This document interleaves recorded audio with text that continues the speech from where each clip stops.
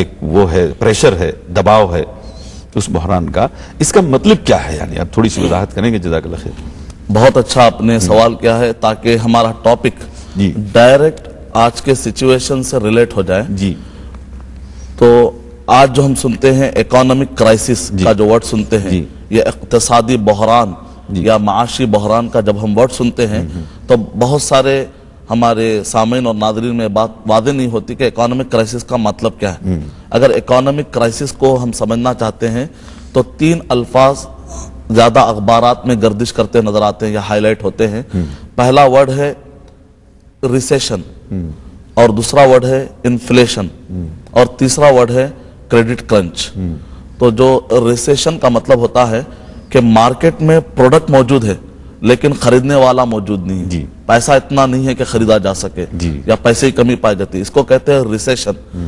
Recession جب آتا ہے تو اس کے پاداش میں اس کے بعد فوراً جیسے کہا جاتا ہے ایک بیماری دوسرے بیماری کو لاتی ہے، مرض بڑھتا گیا جوں دوا کی جیسے کہا جاتا ہے۔ تو جیسے ہی ریسیشن آیا تو اس کے بعد پھر انفلیشن آیا کہ مال تو موجود ہے، پھر اس کے بعد تھوڑی سی دوڑ ایسی بڑھی، تو انفلیشن کا مطلب یہ ہوتا ہے پروڈکٹ موجود ہے لیکن بڑا مہنگا ہے، اس کو کہتے ہیں انفلیشن۔ اور تیسرا ہوتا ہے کریڈٹ کرنچ۔ کریڈٹ کرنچ کا مطلب یہ ہوتا ہے کہ پروجیکٹس موجود ہے لیکن کوئی خریدا دینے والا تیار نہیں ہے، اس کو کہتے ہیں اکانومک کرائسس۔ یہ تینوں الفاظ کو، یہ مختصر سی تشریح ہے یا ڈیفینیشن ہے اکانومک کرائسس کا جو فی الوقت دنیا میں پایا جاتا ہے، کیونکہ تصور مسئلہ یا تشخیص مسئلہ آدھا علاج ہے، اس وجہ سے یہ تشریح ضروری تھی۔ یعنی گویا 3 ناحیے سے یہ بحران جو ہے دیکھا جا سکتا ہے، 3 پہلوؤں سے۔ 3 پہلوؤں سے۔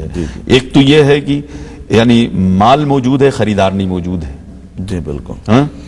دوسرے یہ ہے کہ لوگوں کے پاس پیسے ہیں لیکن خرچ کرنا نہیں چاہتے، جی جی بالکل، لوگ محتاط ہو گئے، یعنی روک لیے انہوں نے پیسے مہنگا ہونے کی وجہ سے ڈر گئے۔ صحیح۔ اور تیسری چیز یہ ہے کہ جس کے پاس سامان وہ تھرڈ پارٹی سے خریدا تھا، تھرڈ پارٹی ابھی جو ہے اس کو یعنی افورڈ کرنے کے لیے تیار نہیں ہے، یعنی جو ادارے تھے مالی ادارے انہوں نے اپنا ہاتھ کھینچ لیا، پروجیکٹ موجود ہے لیکن پیسہ دینے کے لیے تیار نہیں ہے، گویا اب سپورٹ نہیں مل رہا ہے تھرڈ پارٹی سے، جو مالی ادارے ہوتے ہیں جن کو ہم بینک کہہ سکتے ہیں، جن کو اور دوسری چیز کہہ سکتے ہیں۔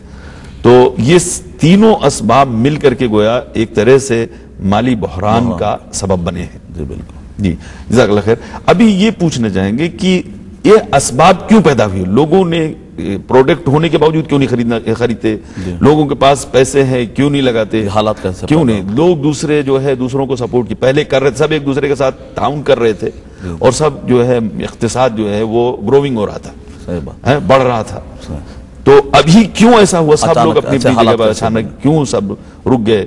بلڈنگیں کھڑی ہیں، کوئی خریدنے والا نہیں ہے، گوداموں میں سامان بن کے تیار ہیں، کوئی لینے والے نہیں ہیں، بازار کا حال بالکل ٹھنڈا ہو گیا ہے، وہاں کوئی نظر نہیں آ رہی ہے، کوئی ایکٹیویٹی نظر نہیں آ رہی ہے، یہ ساری چیزیں۔ ایک زمانہ تھا کمپنیوں کے جو شیئر تھے بہت اوپر چلے گئے تھے، اچانک ابھی وہ نیچے گرتے چلے جا رہے ہیں، کوئی اس کو سنبھال نہیں رہا ہے۔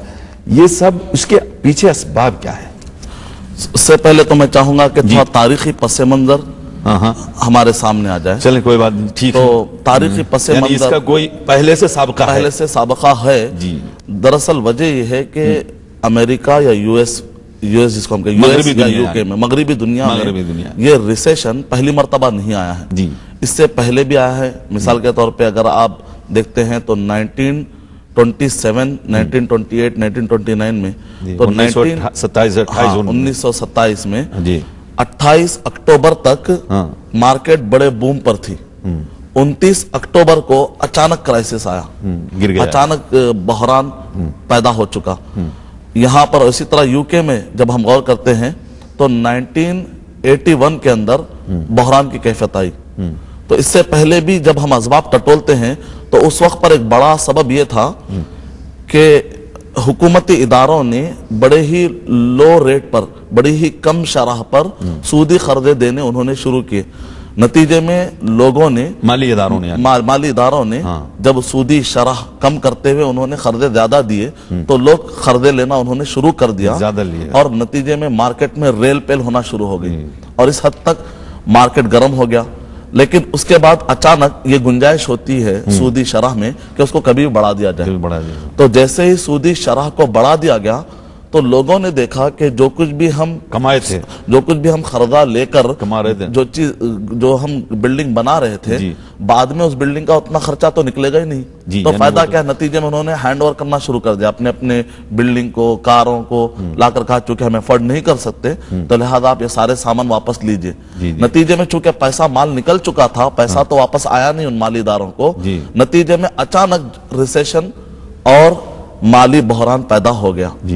تو یہ پہلی مرتبہ نہیں ہوا، اس سے پہلے بھی ایسے حالات پیدا ہوئے، لیکن اب کے جو آیا ہے یہ بحران اپنی نوعیت کا بہت ہی حساس مسئلہ بن کر آیا ہے. اس کی وجہ کچھ ایسی ہے کہ اس کے اندر ایک نہیں بلکہ کئی اسباب جمع ہو چکے ہیں. اور اس میں میرے خیال سے گلوبلائزیشن کا بھی بہت بڑا اثر ہے، کیونکہ پوری دنیا اب ایک شہر، ایک سٹی کے مانند ہو گئی ہے اور ہر چیز ایک دوسرے سے کنیکٹ ہو گئی. پہلے ایسا تھا کہ ایک ملک میں کوئی کرائسس آیا دوسرے ملک پہنچتے بہت ٹائم لگتا تھا.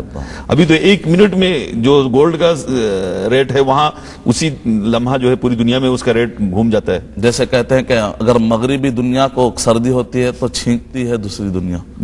یہ جیسا والا معاملہ ہوتا ہے. تو اس میں ایک اثر بھی ہے. بالکل. تو 2008 اور 2009 میں جب ہم غور کرتے ہیں تو وجہ کیا لگتی ہے؟ اگر آپ غور کریں گے تو سب میں ایک ضرور وجہ ہوتی ہے، کامن وجہ، وہ ہے سود. اس کے ساتھ ساتھ جو اسباب آئے ہیں، مثال کے طور پہ اگر آپ غور کریں گے دا ہندو نیوز پیپر جو انڈیا سے نکلتا ہے تو اس کا 5 اکتوبر کا شمارہ، اس کا ایڈیٹوریل کالم شیمپی کا کافی مانا ہوا ایڈیٹوریل ہے. اس ایڈیٹوریل کے اندر ایک سبب بتایا گیا ہے، وہ ہے مارٹگیج. یعنی جیسا کہ میں نے کہا کہ کم سودی شرح پر قرضے دیے گئے اور اس کے بعد اچانک سودی شرح بڑھا دی گئی تو لوگوں نے اپنے گھروں کو اور اپنے گاڑیوں کو واپس دینا شروع کیا. یعنی بینکوں کے اندر سے مال بالکل ختم ہو گیا. نتیجے میں یہ مارٹگیج کے بہانے جو کچھ بھی قرضے دیے گئے تو یہاں پر سود انوالو ہوا. اگر آپ غور کر رہے ہیں نتیجے میں یہ ہوا کہ 757 بینک بینکرپٹ ہو گئے، پاپر ہو گئے. اس کا نتیجہ یہ نکلا کہ جو 2 بڑے بینک ہیں جس کو ہم کہتے ہیں لیہمن بردر کے ایک بینک ہے اور دوسرا AIG گروپ کے ایک بینک ہے، تو لیہمن بردر کے اندر 435 بلین $US کا نقصان آیا اور AIG گروپ کا 67.15 بلین کا نقصان آیا، یعنی $1 بلین کا نقصان آیا. تو یہ ایک نقصان ہوا مارٹگیج کی وجہ سے. ہوتا یہ ہے کہ مارٹگیج میں جو نقصان ہوتا ہے تو مغربی دنیا والوں نے اسے پیچ اپ کرنے کی کوشش کی، اسے پیوند کاری کرنے کی ان کے پاس اس کے اسٹریٹجیز موجود ہیں. لیکن جیسے کہتے ہیں کہ کچھ اور مصیبت کے اوپر ایک دوسری مصیبت آتی ہے تو سمجھنا مشکل ہوتا ہے. اور ایک مصیبت کیا آئی جس کو سمجھنے کے بعد ہم کو سمجھ میں آئے گا کہ اس کو کیوں مینٹین نہیں کیا جا سکا. ایک سیکنڈ، یہاں پر آپ نے لفظ استعمال کیا مارٹگیج، یعنی ہو سکتا ہے اردو جاننے والے نہ جانتے ہوں. میرے خیال سے اس کا مطلب ہے کہ جو بطور ضمانت جو چیز لی جاتی تھی، قرض دیا جاتا تھا تو رہن اس کے لیے رکھوائے جاتے تھے، کچھ شیورٹی اس کو مارٹگیج کہتے ہیں. جیسے آپ بلڈنگ بنانے کے لیے آپ لے لو قرض تو کوئی زمین اس کی جگہ پر یا کوئی اور دوسری چیز تو وہ جیسے پیپر رکھا پیپر رکھ دیا جیسے. تو اب وہ اس کی بھی کوئی قیمت بینک کی نظر میں کوئی قیمت نہیں رہے گی کیونکہ اس کو بھی کوئی خریدے گا تبھی تو پیسہ کیش ملیں گے. بالکل. تو وہ پیسہ بینکوں سے خالی ہو گیا، اس کے بدلے میں زمین ہے، گاڑی ہے، مکان ہے اور سب رکھی ہے، کوئی خریدنے والا نہیں. بالکل. اس لیے ویلو ہونے کے باوجود بھی پیسہ واپس نہیں آیا اس مارٹگیج کی وجہ سے.